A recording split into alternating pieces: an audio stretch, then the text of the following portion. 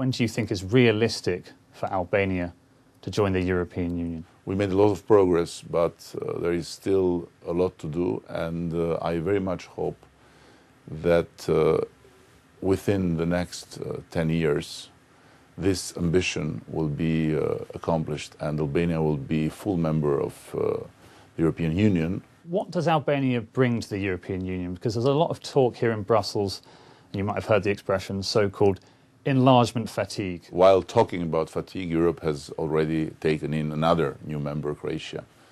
And secondly, Albania is the most pro-European country in whole Europe.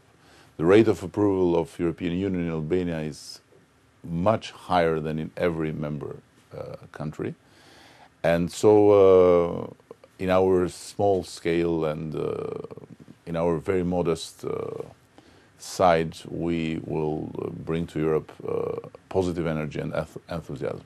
I guess that would be a hard sell to voters in, let's say, the established EU member states. You see in Britain there's a big debate about the EU at the moment, also in France and Germany.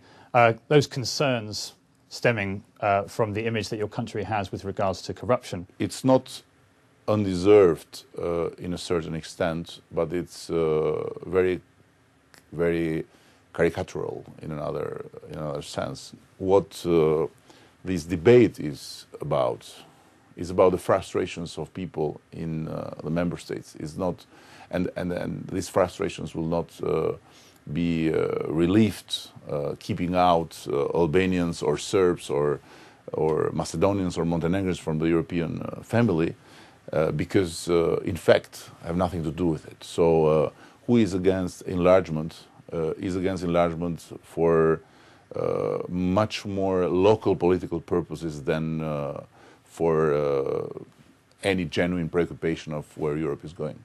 So what concretely do you need to do? I mean, do you need to have a clear out of the civil service? Do you need to, I mean, what are the root and branch reforms that you're going to enact? It's very clear. Them who got in through a path of modernization. So we need to modernize. We need to modernize our institutions. We need to modernize our services. We need to modernize our ways of communicating, and we are ready to do it, and we'll do it. You're obviously very well known internationally for your tenure as the mayor of Tirana.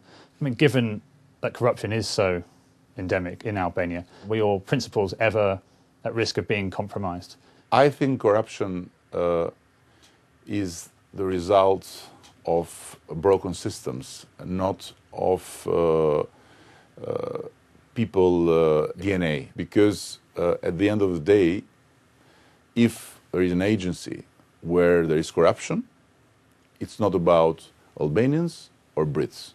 It's about the system in this agency. So if you bring these people, Albanians, to Britain and put them in your civil service, they'll not be corrupt because there is no chance to be bribed. But if I bring some of your people in Albania and put them in this agency, there are many chances that they'll get corrupt. Did anyone try to bribe you during your time as mayor? It may have happened in the very beginning, but after the firm refusal, it did not happen again, although it never happened directly and straightforward. So corruption is a kind of beast that have ways to tempt people that are very different, but that always find their space where the system leave loopholes and empty and is not present. Edi Rama, thank you very much for being with us here on Euronews. We appreciate your time. Thank you, and I'm honored to have had this chance to talk to you.